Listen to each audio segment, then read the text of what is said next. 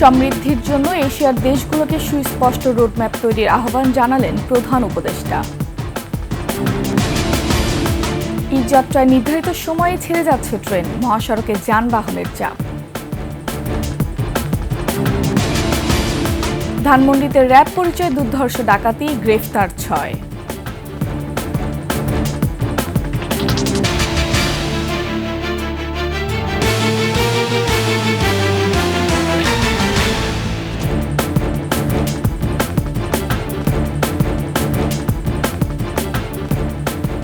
শুনছিলেন সংবাদ শিরোনাম। আমন্ত্রণ ২১শে দুপুরের সংবাদে, সাথে আছে আমি ফারহানা লোপা।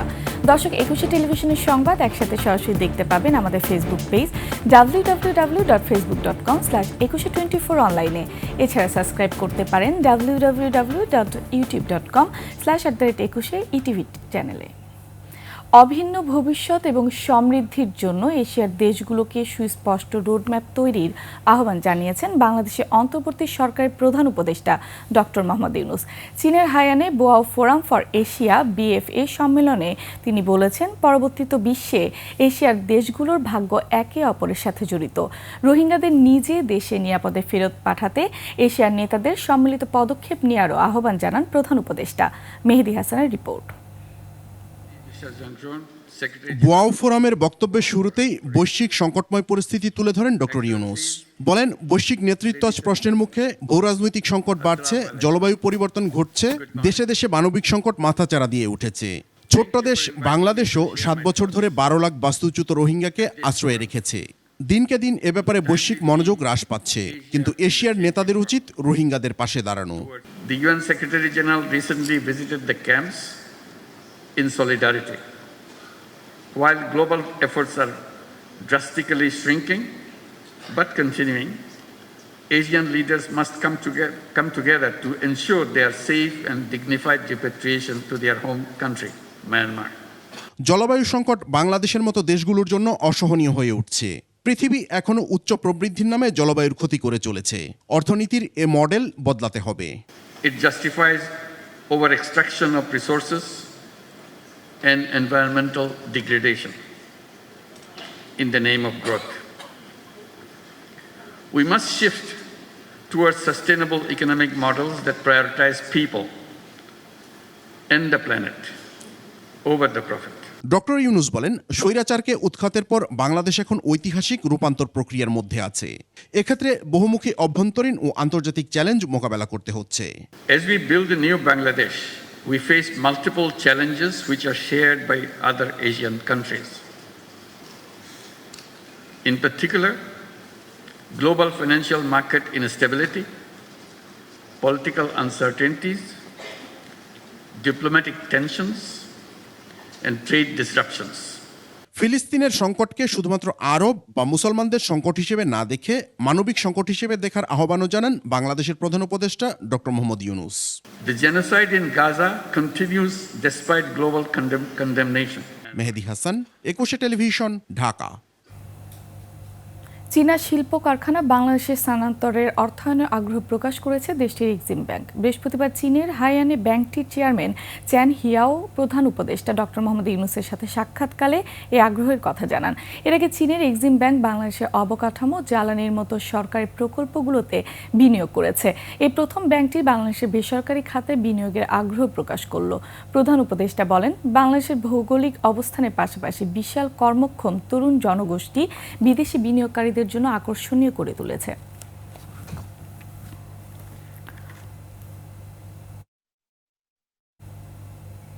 ঈদ যাত্রায় স্বস্তিতে রাজধানী ছাড়ছেন ঘরমুখো মানুষ। কমলাপুরে নেই শিডিউল বিপর্যয়। ঝামেলাহীন ঈদ যাত্রার নতুন অভিজ্ঞতায় উচ্ছ্বাস প্রকাশ করছেন যাত্রীরা। রুমি হাসান তালুকদারের ক্যামেরায় বিস্তারিত জানাচ্ছেন মাহতাব মিনহাজ। ঈদের ছুটিতে স্বস্তির খোঁজে রাজধানী ছাড়তে শুরু করেছে ঘরমুখো মানুষ। শিডিউল বিপর্যয়ের মতো ভোগান্তি না থাকায় এই যাত্রা হয়ে উঠেছে আরও আরামদায়ক। স্বস্তির চিত্র কমলাপুর রেল স্টেশনে। যাত্রী আগের মতো হলেও নেই চিরচেনা ভিড়। দেখা মেলেনি দীর্ঘ অপেক্ষায় থাকা গন্তব্যে পৌঁছানো কোনো যাত্রীর। ঝামেলাহীন নারীর টানের যাত্রায় সবার মুখে স্বস্তির হাসি। অনেকদিন পরে যাচ্ছে, ভালো লাগতেছে। আলহামদুলিল্লাহ আমরা ট্রেন ঠিক সময় পেয়েছি। আমাদের 10টা টিকিট। শ্বশুর বাড়িতে ঈদ করতে যাচ্ছি, আমার বাড়ি চট্টগ্রাম। আমার সঙ্গে ঈদ করতে দাদু বাড়ি যাচ্ছি। স্বস্তি প্রকাশের পাশাপাশি দাবি জানান ভবিষ্যতেও এই ধারা অব্যাহত রাখার। প্রতি বছরই এমন হওয়া উচিত, শিডিউল বিপর্যয় হওয়া ঠিক না। যারা যাত্রী তাদের সবারই একটা ভোগান্তিতে পড়তে হয়, তো এই বছরে সেটা হচ্ছে না, সেটা খুবই ভালো। যাত্রীদের নিরাপত্তায় স্টেশন জুড়ে বাড়ানো হয়েছে নিরাপত্তা, আর টিকিট কালোবাজারি রোধে রেল কর্তৃপক্ষের নজরদারি চোখে পড়ার মতো। যাত্রী সাধারণের স্বাচ্ছন্দ্য ভ্রমণের ক্ষেত্রে যতটুকু নিরাপত্তা দেওয়া দরকার এবং চেকিং দরকার সব কিছুই অ্যারেঞ্জমেন্ট আছে, সব কিছু সম্পন্ন হয়েছে, আপনারা দেখতেছেন। আর আমাদের ঢাকা স্টেশনে যে ধরনের নিরাপত্তার ব্যবস্থা বা যে ধরনের চেকিং প্রোগ্রাম ব্যবস্থা নেওয়া হয়েছে, তাই অনুরূপ একই ধরনের ব্যবস্থা বিমানবন্দর এবং যাদবপুর স্টেশনেও নেওয়া হয়েছে। ট্রেনের যাত্রী থাকলেও বাস টার্মিনালে যাত্রী তুলনামূলক কম। গরম আর ট্রেন যাত্রা স্বস্তিদায়ক হওয়ায় যাত্রী সংকট বলছেন পরিবহন কর্মীরা। এখন একটু গরম, আর হলে মানুষ রোজা থাকে, রেলে একটু যাতায়াতটা একটু শান্তি আর কি, একটু ভালো মনে করে, একটু গরম লাগে না। এই করে বাসের যাত্রী তো এমনিতে জানেন একটু প্রেশার পড়ে শরীরে, অনেক অসুস্থ হয়ে পড়ে, এই জন্য রেলের যাত্রীটা একটু বেশি হয়। ঈদ যাত্রাকে নিরাপদ করতে রাজধানী সহ সারা দেশে জোরদার করা হয়েছে নিরাপত্তা ব্যবস্থা। আসন্ন ঈদকে কেন্দ্র করে ঈদের আগে এবং পরে সর্বদা মাঠে থাকছি আপনাদের নিরাপত্তা নিশ্চিন্তে। আমরা শুধু সাধারণ জনগণকে দুটি অনুরোধ করব। এক নম্বর হচ্ছে আপনারা আপনাদের বাসস্থান ত্যাগ করার পূর্বে আপনাদের পক্ষে যে নিরাপত্তাটা নেওয়া সম্ভব সেটা আপনারা নিশ্চিত করে যাবেন। আর দ্বিতীয়ত, যাত্রাপথে আপনারা অপরিচিত কারো কাছ থেকে কোনো ধরনের খাদ্যদ্রব্য অথবা সখ্যতা গড়ে তুলবেন না, যার অ্যাডভান্টেজ নিয়ে সে আপনাকে বিপদে ফেলতে পারে। অপরাধ দমনে টহল টিম, চেকপোস্ট, গোয়েন্দা নজরদারি সহ প্রযুক্তি সহায়তা নেওয়ার কথা জানানো হয়। মাহতাব মিনহাজ, 21 টেলিভিশন, ঢাকা। এদিকে ঈদযাত্রায় ঢাকা টাঙ্গাইল যমুনা সেতু মহাসড়কে যানবাহনের চাপ বেড়েছে। তবে সড়কগুলো 4 লেন ও ফ্লাইওভার এবং আন্ডারপাস খুলে দেয়ায় সিরাজগঞ্জের যমুনা সেতু হয়ে নির্বিঘ্নে বাড়ি ফিরছে উত্তর দক্ষিণ অঞ্চলগামী মানুষ। তবে এক্সপ্রেসওয়ে নির্মাণ কাজ চলমান থাকায় আশুলিয়ায় নবীনগর, চন্দ্রা ও আবদুল্লাপুর বাইপাইল সড়কে তীব্র যানজট সৃষ্টি হয়েছে। প্রতিনিধির তথ্যচিত্র, ডেস্ক রিপোর্ট। বৃহস্পতিবার সকাল থেকেই ঢাকা টাঙ্গাইল যমুনা সেতু মহাসড়কের যানবাহনের চাপ বেড়েছে। মহাসড়কের শুরু থেকে বঙ্গবন্ধু সেতু পর্যন্ত প্রায় 65 কিলোমিটার সড়কে ঈদযাত্রা স্বস্তিদায়ক করতে আইনশৃঙ্খলা বাহিনীর সদস্য মোতায়েন রয়েছে। যানবাহনের চাপ কিছুটা বাড়লেও সড়কগুলো 4 লেনে উন্নীতকরণ ও ফ্লাইওভার আন্ডারপাস খুলে দেওয়ায় সিরাজগঞ্জের যমুনা সেতু হয়ে নির্বিঘ্নে বাড়ি ফিরছে উত্তর দক্ষিণাঞ্চলের মানুষ। সেতু পার হয়ে কড্ডার মোড়ে গাড়ি থেকে নেমে স্বস্তি প্রকাশ করলেও যানবাহনে বেশি ভাড়া আদায়ের অভিযোগ রয়েছে। ভাড়া বেশি, যাই 50 টাকা নিল 150 টাকা। গাজীপুরের ঢাকা টাঙ্গাইল মহাসড়ক ও ঢাকা ময়মনসিংহ মহাসড়ক দিয়ে ঈদে ঘরমুখো মানুষের বাড়ি যাওয়া অব্যাহত রয়েছে। এ মহাসড়ক ফাঁকা থাকলেও চন্দ্রামোড় এলাকায় যানবাহনের জটলা রয়েছে, সেই সাথে রয়েছে বেশি ভাড়া আদায়ের অভিযোগ। এখানে ভাড়া একটু বেশি, 450 টাকার ভাড়া 700 টাকা করে যাচ্ছে। আগে ছিল 600, এখন যাচ্ছে 1200, 1000। আমরা মোবাইল পার্টি থাকবে, আমরা যদি কেউ ভাড়া বেশি নেয় তার মধ্যে আমরা অবশ্যই ফাইনের ব্যবস্থা রাখবো। সাভারের আশুলিয়ায় নবীনগর, চন্দ্রা ও আবদুল্লাপুর বাইপাইল সড়কে দেখা দিয়েছে তীব্র যানজটের। সড়কে এলিভেটেড এক্সপ্রেসওয়ের নির্মাণ কাজ চলমান থাকায় সিঙ্গেল লেন হওয়ায় দুর্ভোগে পড়েছে যাত্রী ও পরিবহন শ্রমিকেরা। 8 ঘন্টা 15 ঘন্টা লাগলো। টিকিট লক, এটার ভাড়া হলো 750 টাকা, আর লোকালে 300-400 এরকম আমাদের রাশের ভাড়া, কিন্তু এখন বর্তমানে 1500-2000 টাকা চাচ্ছে।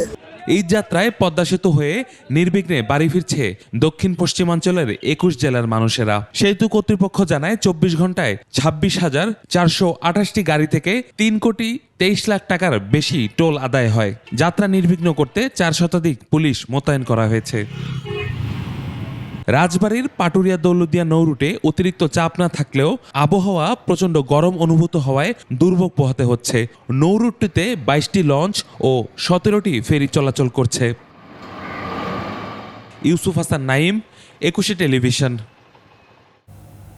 রাজধানী ধানমন্ডিতে ডাকাতির ঘটনায় জড়িত 6 জনকে গ্রেফতার করেছে থানা পুলিশ। সিসি ক্যামেরার ফুটেজ দেখে শনাক্তের পর গ্রেফতার করা হয় তাদের।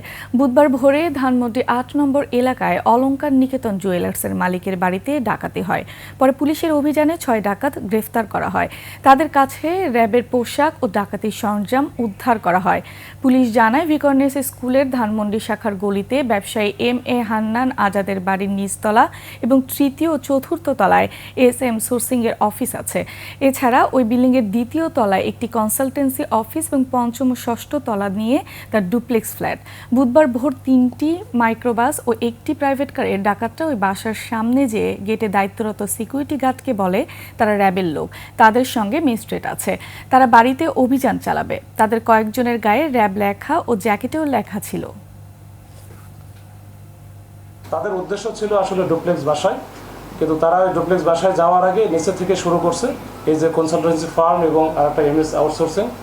এইখান থেকে তারা একেবারে তছনছ করে ওখান থেকে মোটামুটি সব মিলে প্রায় 36 লক্ষ টাকার মতো তারা ওখান থেকে নিয়ে ফেলে। পুলিশের সামনে পড়ার কারণে তাদের কাছে তো ওই যে দেশীয় অনেক সরঞ্জামাদি ছিল, বিশেষ করে সেলারেস থেকে শুরু করে রড টড ছিল। এগুলো দিয়ে পুলিশের সাথে তাদের একটা হাতাহাতি অবস্থা হয়ে যায়। পুলিশকে তারা অ্যাসল্ট করে, 2 জন পুলিশ আমাদের গুরুতর ওইখানে আহত হয়। নিচ্ছি সংবাদ বিরতি। যখন ফিরছি তখন অন্যান্য সংবাদের সাথে আরও থাকবে। 7 মাসে বন্ধ বহু কারখানা, চাকরি হারানো শ্রমিকদের ঈদ আনন্দ ম্লান।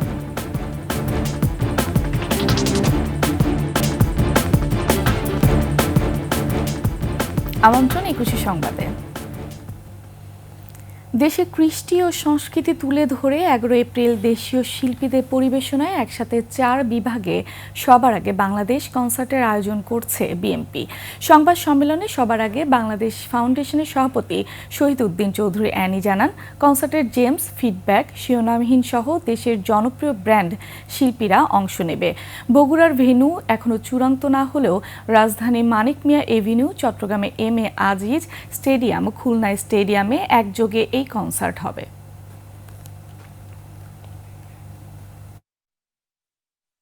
আমরা এই প্রোগ্রামের সাথে সংশ্লিষ্ট প্রশাসনিক কর্মকর্তা যারা রয়েছেন এবং আইনশৃঙ্খলা যারা জড়িত আছেন প্রশাসনিক দায়িত্বে, সবাইকে আমরা চিঠি দিয়েছি।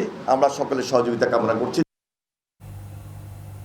কারখানা বন্ধ আর ছাঁটাইয়ে চাকরি হারিয়েছেন অনেক পোশাক শ্রমিক। নিত্যপণ্যের ঊর্ধ্বগতি আর সন্তানের পড়ালেখার খরচ সব মিলিয়ে কষ্টেই দিন কাটছে তাদের। পরিবারের ভরণ পোষণ সামলে ঈদের আনন্দ ম্লান তাদের কাছে। গাজীপুর প্রতিনিধি অপূর্ব রায়ের তথ্যচিত্র ডেস্ক রিপোর্ট। আর্থিক সংকটের কারণ দেখিয়ে গত 7.5 মাসে বন্ধ করে দেয়া হয় গাজীপুরের অনেক পোশাক কারখানা, ছাঁটাই করা হয় শ্রমিকদের। ট্রেড ইউনিয়নগুলোর তথ্য বলছে, এভাবে কারখানা বন্ধ করে দেয়ায় প্রায় 1 লাখ শ্রমিক চাকরি হারিয়েছেন, যাদের বেশিরভাগই পোশাক ও টেক্সটাইল খাতের। তাদেরই একজন আসমা বেগম। চাকরি হারানোর পর পরিবারের সদস্যদের জন্য ঈদে কিছু কেনা তো দূরের কথা, ভরণ পোষণ মেটানোই কঠিন হয়ে পড়েছে। ছেলেটারও চিকিৎসা করা লাগে, 2 বেলা খাই 1 বেলা খাই না, কোনোদিন হলো 1 বেলা খাই 2 বেলা হলো হয় না, এমন করে দিন পথ যাইতেছে। সামনে ঈদ, আমাদের আর হলো ঈদ বোনাস পাই নেই, বেতন পাই নেই। 8 বছর ধরে পোশাক কারখানাতে চাকরি করা লাইলি বেগমেরও একই হাল। বেতন ভাতা না দিয়ে কারখানাটি বন্ধ হয়ে যাওয়ায় অনিশ্চিত ভবিষ্যৎ। অসুস্থ স্বামীর রিক্সা চালানোর আয়ে ঈদের নতুন কাপড় কেনা তো দূরের কথা, সংসার চালানোই দায়। পোলা পান আছে, এবারে কাপড় চোপড় দেওয়া, মার্কেট করে পাবো না, আমরা তো অসহায়। স্বামী অসুস্থ, অনেকদিন ধরে জন্ডিস জ্বর, দেশে পাঠাই দিচ্ছি, চিকিৎসাও করবে পারছি না। বকেয়া বেতন বোনাসেই ঈদের আনন্দ নিয়ে আসতে পারে আসমা লাইলিদের জীবনে। Khurshid Alam, desk report, 21 television. তুরস্কের উত্তাল রাজপথ থেকে এরদোগানের পতনের ডাক দিয়েছে বিশ্ববিদ্যালয়ের শিক্ষার্থীরা। বিরোধী নেতা একরেম ইমামোগলুর গ্রেফতারের পর বিক্ষোভে অংশ নেয়া ছাত্র, সাংবাদিক, আইনজীবী সহ 1500 জনকে আটক করেছে পুলিশ। বিক্ষোভে বল প্রয়োগ ও দমন নিপীড়নের তীব্র নিন্দা জানিয়েছে জাতিসংঘ সহ অন্যান্য আন্তর্জাতিক মানবাধিকার সংগঠনগুলো। নাইম আহমেদের desk report. Thousands have been gathering en masse for days. এবার ঝঞ্ঝা বিক্ষুব্ধ বসফরাস প্রণালীর দেশ তুরস্ক। গত সপ্তাহে বিরোধী নেতা ও ইস্তাম্বুলের সাবেক মেয়রকে গ্রেফতারের পরিপ্রেক্ষিতে বিক্ষোভ আন্দোলন থেকে সরকার পতনের ডাক দিয়েছে তুরস্কের শিক্ষার্থীরা। আগামী প্রেসিডেন্ট নির্বাচন পদপ্রার্থী ও ইস্তাম্বুলের মেয়র ইমামোগলুকে দুর্নীতির অভিযোগে গ্রেফতার করে পুলিশ। তিনি 2028 সালের নির্বাচনে প্রায় 15 লক্ষ মানুষের ভোটে তুরস্কের প্রধান বিরোধী দল সিএইচপির প্রেসিডেন্ট পদপ্রার্থী মনোনীত হন। গ্রেফতার বিষয়ে মেয়র এক্রেম ইমামোগলু দাবি করেন তার বিরুদ্ধে আনা অভিযোগ রাজনৈতিক উদ্দেশ্য প্রণোদিত। তুরস্ক জুড়ে চলা বিক্ষোভ থেকে 8 দিনে প্রায় 1500 জনকে গ্রেফতার করেছে পুলিশ। বিক্ষোভের ঘটনায় সব ধরনের গণজমায়েত নিষিদ্ধ করেছে পুলিশ, তবে তা ভঙ্গ করেই রাস্তায় নেমে এসেছে হাজার হাজার মানুষ। মঙ্গলবার ইস্তাম্বুলের বিভিন্ন বিশ্ববিদ্যালয়ের শিক্ষার্থীরা রাজপথে মিছিলে অংশগ্রহণ করে সরকার পতনের দাবিতে স্লোগান দেয়। এরদোগান সরকারের পতনের ব্যানার ও পতাকা নিয়ে মাঠে নামে তারা। এ ঘটনায় ব্যাপক সংখ্যক দাঙ্গা পুলিশ মোতায়েন করেছে সরকার। এদিকে তরুণদের সঙ্গে এক ইফতার অনুষ্ঠানে অংশগ্রহণ করে প্রেসিডেন্ট এরদোগান বলেন, দেশ খুবই নাজুক সময় পার করছে। আমরা ধৈর্য সহকারে পরিস্থিতি মোকাবিলা করব। আমরা কোনো উস্কানিতে পা দেব না। এ ঘটনায় সাংবাদিক গ্রেফতার ও বিক্ষোভ দমনে বল প্রয়োগের তীব্র নিন্দা প্রকাশ করেছে জাতিসংঘ সহ অন্যান্য মানবাধিকার সংগঠনগুলো। নাইম আহমেদ, 21 টেলিভিশন। দর্শক, শেষ করছি দুপুরে 21 সংবাদ। যাবার আগে সংবাদ শিরোনামগুলো আরও একবার। সমৃদ্ধির জন্য এশিয়ার দেশগুলোকে সুস্পষ্ট রোডম্যাপ তৈরির আহ্বান জানালেন প্রধান উপদেষ্টা। ঈদযাত্রায় নির্ধারিত সময়ে ছেড়ে যাচ্ছে ট্রেন, মহাসড়কে যানবাহনের চাপ। ধানমন্ডিতে র্যাব পরিচয়ে দুর্ধর্ষ ডাকাতি, গ্রেফতার 6।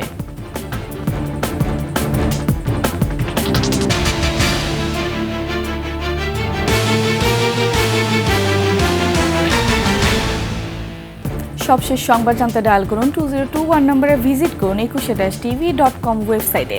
ফেসবুকে ভিজিট করতে পারেন www.facebook.com/2124 অনলাইনে। এছাড়া সাবস্ক্রাইব করতে পারেন www.youtube.com/21etv চ্যানেলে। এতক্ষণ সঙ্গে থাকার জন্য ধন্যবাদ। পরবর্তী সংবাদ বিকাল 4টায় দেখার আমন্ত্রণ রইল। 21-এর সাথেই থাকুন।